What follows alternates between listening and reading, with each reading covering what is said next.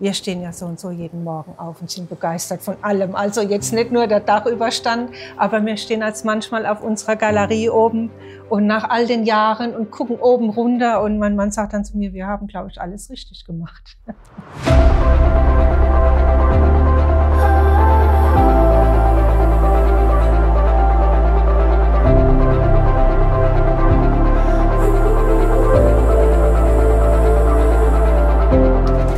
Herzlich willkommen, hallo, wir sind die Müllers, willkommen in unserem Hofhaus.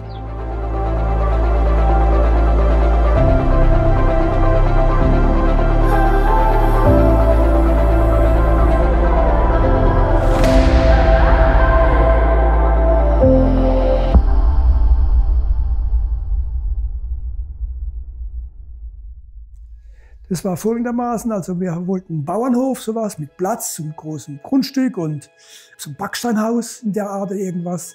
Aber das war schwer zu finden und nicht so nah am Ort Mutterstadt, wie wir wollten ursprünglich. Und da wir nicht das Passende gefunden hatten, hat sich das dann zerschlagen und wir mussten uns dann umorientieren. Und das Grundstück hier war ja vorhanden, großzügig und so weiter von meinen Schwiegereltern. Und der Gedanke lag dann schon nahe, dann vielleicht doch hier uns dann anzusiedeln. Ja, der eigentliche Ursprung war eigentlich, dass ich auch dieses Haus, ich habe es immer auf meinem Weg zur Arbeit, habe ich es im Nachbarort auch gesehen. Und ich habe also mich beobachtet, wie ich an dem Haus, wenn ich mit dem Auto vorbeigefahren bin, immer langsamer gefahren bin, um so einen Blick zu erhaschen. Und irgendwann ging das sogar so weit, dass ich dann meinen Abendspaziergang gezielt in diese Richtung auch gelenkt habe, um einfach noch mehr von diesem Haus einfangen zu können, wie nur durch das schnelle Vorbeifahren. Und da habe ich an für sich meinen Mann noch gar nicht gekannt. Und der Gedanke war, an Bauen war noch gar nicht ausgereift oder vorhanden. Habe ich mich in diesen Haustyp irgendwie schon verliebt. Also der Gedanke war schon da. Ja, dann als nächstes brauchte ich ja dann den Mann, allein jetzt ein Haus zu bauen. Ja, du wolltest sagen, den passenden Mann zum passenden Haus. Zum passenden Haus. Ich weiß nur noch, dass wir zusammen dann, nachdem sich das mit der Scheune ja zerschlagen hatte und wir wussten, dass hier dieses Baugrundstück ja vorhanden ist, und dann haben wir einen Ausflug gemacht nach Mannheim auf das Musterhausgelände. Und ich habe ihm nicht verraten, wer mein Favorit ist. Ich wusste, es steht da und habe ihn dann durch alle Häuser, habe ich ihn dann geführt und habe ihm also das gezeigt und habe halt immer auf seine Reaktion gewartet. Aber ich habe dann schon gemerkt, wie wir dann durch waren ziemlich und zum Schluss, das war ganz zum Schluss, wir dann im Musterhaus waren, beim Eintreten hast du gesagt, und wie gefällt dir das? Da wusste ich schon, okay, aha, woher der Wind weht.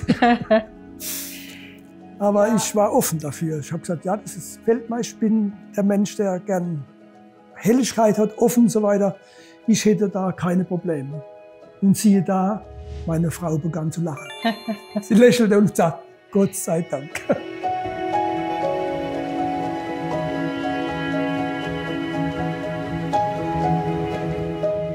Die Einzigartigkeit ist vor allen Dingen die Persönlichkeit, die man in dieses Haus einbringt. Das heißt also unsere Vorstellungen von der Einrichtung bzw. von der Einteilung des Hauses. Das ist mal schon was Einzigartiges, man sagen kann, ich kann das Haus genau nach unseren Bedürfnissen planen, bauen lassen. Das war ganz wichtig gewesen. Ne? Wir bekamen die groben Pläne, wir konnten also alles selbst entscheiden, wo die Steckdosen sitzen, wo man alles haben möchte. Das hat es dann schon einzigartig gemacht, als Resultat dann ganz persönlich auf uns abgestimmt. Und das war dann schon toll gewesen. Ne? Ich war auf einer großen Bank gewesen und mir hat so ein bisschen die Kreativität in meinem Leben auch gefehlt. Und habe nach 35 Jahren dann meine Arbeit aufgegeben und hatte dann ein klein wenig Zeit, mich meinem Hobby zu widmen. Und das war die Naturfotografie. Und ich habe immer zu meinem Mann gesagt, dass dieses Hofhaus nicht ganz unschuldig an dieser Entscheidung ist, weil man lebt in diesem Haus so verbunden und innig mit der Natur zusammen, dass dieses Hobby, was sich bei mir so entwickelt hat, in die Natur zu gehen und Fotos zu machen, ja, und vor allen Dingen durch die Liebe zum Garten. Ja. Man pflanzt an, man pflanzt die Pflanzen an, man pflanzt Blumen an und kriegt dann dadurch... Ja, das ist dieser Garten, man lebt so nah an dem Garten, dass es wie ein verlängertes Wohnzimmer einfach ist. Und wenn ich mein Wohnzimmer aufräume, räume ich auch meinen Garten so auf. Und wenn er schön aufgeräumt ist, und dann will ich ihn auch fotografieren. Ich will es einfach festhalten, einfach weil es so schön ist. Und da ist dieses Haus halt auch, trägt viel dazu bei, dass es so ist, wie es einfach jetzt sich entwickelt hat. Ne? Das Tollste war auf jeden Fall die erste Nacht im Hofhaus. Es war noch nicht alles ganz fertig gewesen und nicht eingeräumt und alles, aber die erste Nacht schliefen wir auf Matratzen auf dem Boden. Habe ich gesagt, das muss sein, bevor der Möbel reinkommt, schlafen wir einmal darin. Und wir hatten keine Vorhänge. Wir hatten in dem ganzen Haus keine Vorhänge. Und wir mussten ins Bad abends Zähne putzen. Und dann haben wir die Scheiben aufgeklebt mit Zeitungspapier. Die erste Nacht war schon erlebt. Auch die Übergabe des goldenen Schlüssels damals. Ich weiß nicht, ob das heute noch so ist, dass man, wenn das Haus fertiggestellt ist, bei der Übergabe einen goldenen Haustürschlüssel bekriegt, also vergoldeten Haustürschlüssel. Das war schon ein toller Moment. Und dann die ersten Weihnachten. Das war natürlich ein Highlight. Ja, die Weihnachten. Das war dann von außen schöner wie von innen. Ja. Wenn der Christbaum leuchtet, die Beleuchtung an ist und so weiter, da hat das Haus nochmal einen ganz eigenen Charme. Ja. Und die ersten Weihnachten haben wir da ganz besonders genossen. Also die erste Weihnachten, also wir machen es heute manchmal immer noch. Wir machen uns einen schönen Glühwein, wenn der Christbaum steht. Wir machen eine schöne Innenbeleuchtung, diffuses Licht. Und dann gehen wir mit unserem Glühwein nach außen und schauen das Haus von außen an. Und das ist sowas, das strahlt so eine Wärme aus. Also das muss man erlebt haben. Ja. Das kann man nicht beschreiben. Und dann sitzen wir als Heimischer draußen in der Lounge und trinken einen Glühwein und gucken auf unser schönes Häuschen. Also das ist auch immer noch was, wo wir... Das fasziniert immer noch. Fasziniert immer noch nach all den Jahren, ja. Also funktional finde ich immer noch diese großen Dachüberstände. Also für mich ist es, ob die Sonne scheint oder ob es regnet, wenn man so große Glasfronten hat, ist man immer froh, wenn die geschützt sind. Und es ist für mich immer wie so eine Komfortzone ums ganze Haus rum. Ich komme zum Beispiel trockenen Fußes von meinem Auto zu meiner Haustür, egal bei welchem Wetter. Oder wie ich noch etwas jünger war, habe ich diese Fenster auch alle selbst geputzt. Man weiß, wenn die geputzt sind, das ist schon etwas Arbeit. Aber wenn man diese Dachüberstände hat, dann hebt diese Arbeit auch mal wieder für ein halbes Jahr und dann ist gut. Oder wenn es ein leichter Sommerregen ist und ich stehe da, ich muss natürlich raus, aber ich stehe geschützt unter diesem schönen Dach und kann diesen Dachüberstand genießen. Wir stehen ja so und so jeden Morgen auf und sind begeistert von allem. Also jetzt nicht nur der Dachüberstand, aber wir stehen als manchmal auf unserer Galerie oben und nach all den Jahren und gucken oben runter und mein Mann sagt dann zu mir, wir haben, glaube ich, alles richtig gemacht. Ja. Man lebt mit der Tageszeit, weil wir haben ja alles, ist ja hell, auch morgens früh. Wir stehen also im Sommer immer früher auf wie im Winter, weil es ja früher hell wird. Und man genießt es dann auch. Ne? Und wenn ich jetzt überlege, morgens zur Zeit wird es um 6 Uhr hell, um 6:30 stehen wir auf und der Tag beginnt. Das Haus praktisch führt uns in die Jahreszeit. Im Winter ist alles dann etwas später, man bleibt länger liegen, man schläft etwas länger, weil es ja länger dunkel ist, ja, und im Haus nicht so früh so hell ist. Und das Haus führt einen dann schon durch die Jahreszeiten. Wir haben wirklich keinen Wecker. Wir werden morgens von dem Tageslicht geweckt. Und das ist mittlerweile in Fleisch und Blut übergegangen. Also ich werde pünktlich. Daraus resultiert, dass wir im Winter etwas länger schlafen und im Sommer etwas früher aufstehen. Also wir haben uns total dem Rhythmus der Natur angepasst in diesem Haus. Wir haben oben auch nirgendwo Jalousien und keine Läden. Und das geht so weit, dass man, wenn man in Urlaub geht und hat irgendwo ein Hotel oder irgendwas, Jalousien runter machen, Vorhänge zumachen, geht gar nicht. Das muss alles offen sein. Das muss alles, wenn wir irgendwo in einem Hotel sind, machen wir als erstes die Vorhänge auf. und falls Fensterläden da sind, machen wir die Fensterläden auf. Also wir haben diese Freiheit, haben wir inhaliert sozusagen. Ja. Wir lassen uns nicht einsperren. Nein.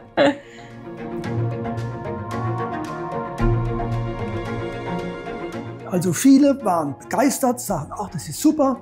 Andere wiederum haben gesagt, um Gottes Willen, das ist uns zu offen, das wollen wir nicht. Die Nachbarschaft kann da reingucken, das ist ganz klar. Das kennt man ja auch durch die Aussage vom Musterhaus in Mannheim, dass viele Leute, wenn sie reingehen, entweder sind sie begeistert oder sie sagen, nein, das ist nichts für mich. Also das ist ganz klar, es gibt da verschiedene Meinungen, was ja auch zu akzeptieren ist kein Problem. Aber die meisten unserer Freunde waren begeistert und so weit gekommen, dass auch ein Ehepaar sich daraufhin ebenfalls ein Hofhaus gebaut hat. Also wir haben durch Hofhaus ein Ehepaar kennengelernt, die den gleichen Haustyp haben wollten wie wir, nur ist in dessen Haus alles spiegelverkehrt wie bei uns. Und der damalige Verkaufsleiter hat dann, weil das Ehepaar sich das nicht so gut vorstellen konnte, hat dann uns angerufen und hat gefragt, ob wir bereit wären, unser Haus mal zu zeigen. Ob dieses Ehepaar die Möglichkeit hätte, eine kleine Begehung bei uns zu machen. Und dann haben wir gesagt, ja, warum nicht? Die hatten so etwa unser Alter. Und dann kamen die vorbei bei uns, haben sich das angeschaut und wir saßen bis nachts um 1 da draußen im Garten. Ich weiß noch, es war ein lauer Sommerabend. Und es war so ein schöner Abend. Das Ehepaar hat auch das Haus gebaut. Ein Jahr später, glaube ich. Und wir sind bis dato heute 30 Jahre befreundet. Wir sind mit dem Ehepaar immer noch befreundet. Das sind fast unsere besten Freunde. Das Haus verbindet uns ganz stark. Man wohnt ja im gleichen Haus. Wenn man sich gegenseitig besucht, gibt es immer ein Problem. Ja, will keiner heim. Man sitzt lange beisammen und irgendwann denkt man, warum gehen die nicht? Bis man merkt, halt, wir sind ja die Gäste. Ja. Weil das Haus so ähnlich ist, dass man immer meint, wir wären zu Hause. Und dann wird es immer sehr spät, bis man dann registriert, ja, wir müssen ja gehen, wir sind ja hier die Gäste, nicht die Eigentümer. Ja. Also wie gesagt, unsere besten Freunde hat Hof dann auch noch geliefert.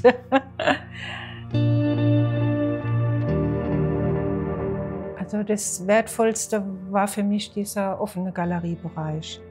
Wir haben also einen Galeriebereich, der von 2 Seiten begehbar ist. Und da wir nur zu zweit in dem Haus leben, haben wir auf das eine Zimmer, was ja diesem Galeriebereich zum Opfer fiel, verzichtet. Ich habe gesagt, ich möchte diese Offenheit, ich möchte über 2 Etagen diese Freiheit genießen. Und für mich war dieser Galerieausschnitt, der damals übrigens auch in dem Musterhaus in Mannheim so gezeigt wurde. Und in den hatte ich mich verliebt. Nur unserer war jetzt noch ein bisschen großzügiger wie der in Mannheim. Ja. Wir haben noch ein bisschen, weil wir, wie gesagt, bei uns war es ein ganzes Zimmer, wo wegfiel. Und für mich war es erstens mal zur Kommunikation ist es was Tolles, wenn da oben einer steht. Und ich meine, es mag nicht jeder. Es gibt viele, wo sagen, ja, wenn ich da koche und dann zieht es durch das Ganze. War für mich noch nie ein Aspekt, weil es ist nichts einfacher zu belüften wie ein Hofhaus. Man macht hier alle Fenster auf, man hat Oberlichter, ganz viele. Und wenn ich hier irgendwas koche, das ist in einer Viertelstunde, ist dieser Geruch verzogen. Das ist kein Aspekt. Aber diese Freiheit, wenn ich von oben runter gucke oder wenn ich Gäste habe. Und also wir haben da schon mit dem Galerieausschnitt schon so viele. Ja, vor allen Dingen, wenn du dann Klavier spielst an Weihnachten. Ja, oder zum Beispiel, denn das ist dann wie in der Kirche die Orgel. Ja. Ja, also es gibt viele schöne Aspekte. Ja, und zum Thema Lüften ist wirklich einfach. Haustür auf, Schiebetür auf, 1 Minute, ja, komplett frisch gelüftet. Das ist alles kein Thema. Ja. Ja.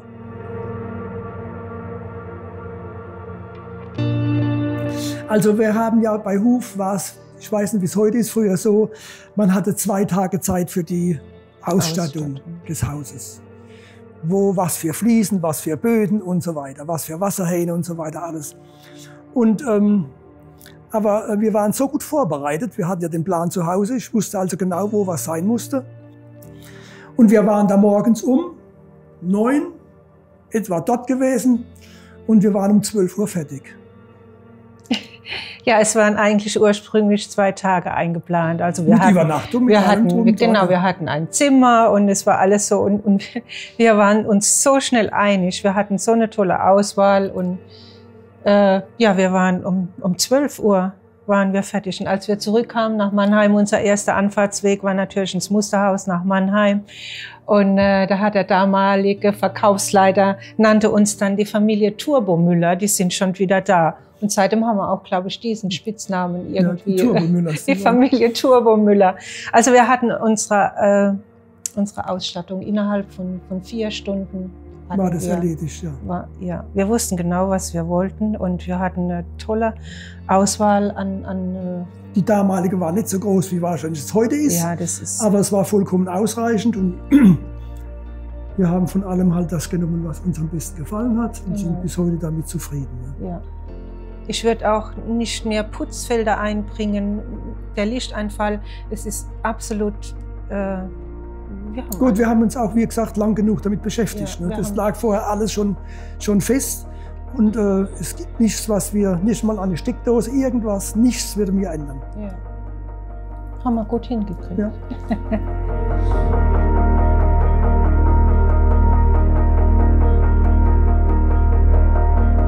Also wichtig ist ganz, was wir damals schon als vorteilhaft empfunden haben, war diese Vorplanung von Hof. Und da kann ich nur jedem Hausbauer empfehlen, sich da ganz drauf zu verlassen, weil das wirklich alles auf den Tag funktioniert hat. Man kam also einen Plan mit der zuständigen Kalenderwoche, wo man wusste also, in dieser KW wird das gemacht, in der KW kommt der Elektriker, da wird der Boden gelegt, da wird die Heizung gemacht. Und das hat auf den Tag funktioniert. Und wir waren, glaube ich, 1 Tag vorher war das Haus fertig. Und ich kann jedem Hausbauer empfehlen, sich darauf komplett zu verlassen und diese Bauzeit zu genießen. Man hat keinen Stress, man kann sich das jeden Tag angucken, da wird abends aufgeräumt, ist alles wieder sauber, man kann gucken. Das war wirklich... Mein Mann und ich, wir kamen abends mal auf die Baustelle, wir haben den ganzen Tag gearbeitet und haben uns abends immer ganz doll auf die Baustelle gefreut, was ist passiert, wie hat sich das Haus verändert. Und wir kamen abends mal hierher und ja, es war noch keine Treppe in dem Haus. Und wir wollten unbedingt mal einen Blick in den Keller werfen. Dann war diese Baustelle so super aufgeräumt, wir haben noch nicht mal eine Leiter gefunden. Also jedes Mal, wenn ein Gewerk da war, sei es die Elektriker oder egal, es war hinterher immer alles tippitoppi aufgeräumt. Wie gesagt, noch nicht mal eine Leiter haben wir gefunden. Wir konnten nicht in unseren Keller. Aber ich gesagt, Schatz, Sie haben so aufgeräumt, wir müssen noch ein bisschen warten. Ja, also es war wirklich sehr verlässlich und man konnte wirklich diesen Ablaufplan, man konnte sich wirklich super drauf verlassen. Ja. Man war wirklich in guten Händen. Das Schwierigste für einen neuen Bauherrn, der jetzt baut frisch und alles, wird sein, sich zu entscheiden, was er machen möchte, wie er es haben möchte. Ja. Was für Fliesen. Das wird die Herausforderung sein für ihn. Alles andere ist easy. Ja.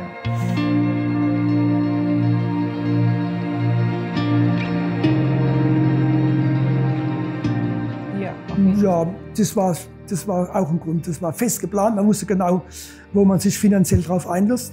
Womit ich sagen muss, diese Festbaugarantie wurde nicht ganz eingehalten. Wir bekamen, wie es fertig war, 1 Cent zurück. Ja.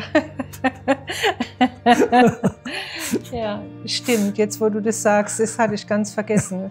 Es war noch ein obligatorischer Cent zurück. Genau. Also ich als ehemaliger Banker fand es ja schon angenehm, allein von der Planung her, was die Bürgschaft anbelangt und was halt alles abzuwickeln war. Mit einem Festpreis ist man immer auf einer guten Seite. Für mich war das unter anderem auch ein Aspekt. Aber ich war mehr verliebt in das Haus wie in alles andere, natürlich in dich auch. Ja. Wenn man frei baut, ist es schwierig. Das ist heute mal sowieso, da kommen mehr Kosten dazu, was nicht so planbar ist und so weiter. Also finanzielle Überraschungen gab es nicht. Ja.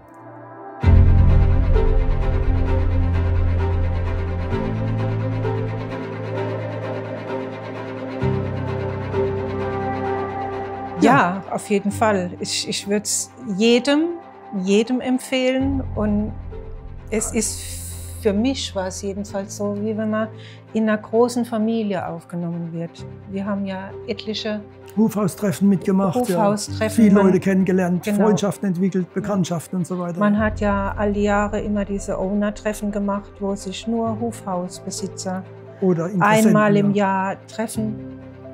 Und es war für uns immer ein ganz toller Abend. Wir haben also viele Leute getroffen, die ja alle im gleichen Haus leben. Und es war immer eine schöne Atmosphäre. Man hat sich da immer wunderbar austauschen können. Man hatte ja irgendwie, man hat mit den Damen über die Fenster und man hatte irgendwie so die gleichen Erfahrungswerte. Das war ja auch für Hofwasser von Vorteil, weil es hatten sich ja auch viele Interessenten sind eingeladen worden zu diesen Hoftreffen.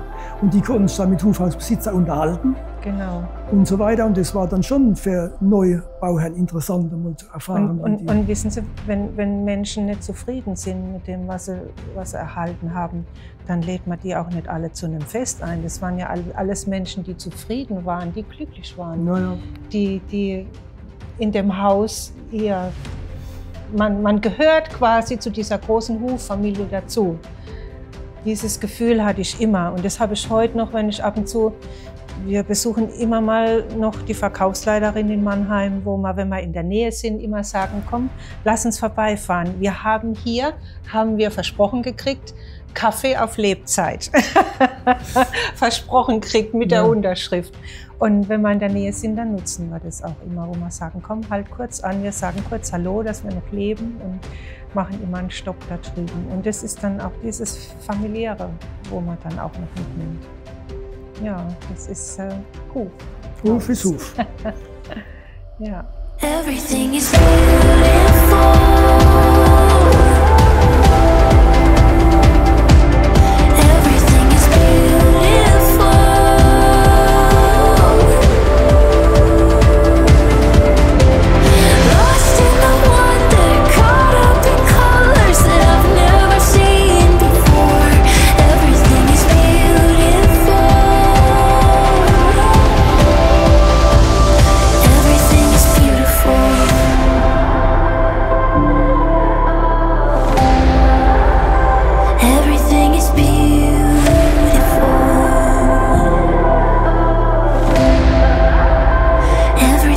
Beautiful.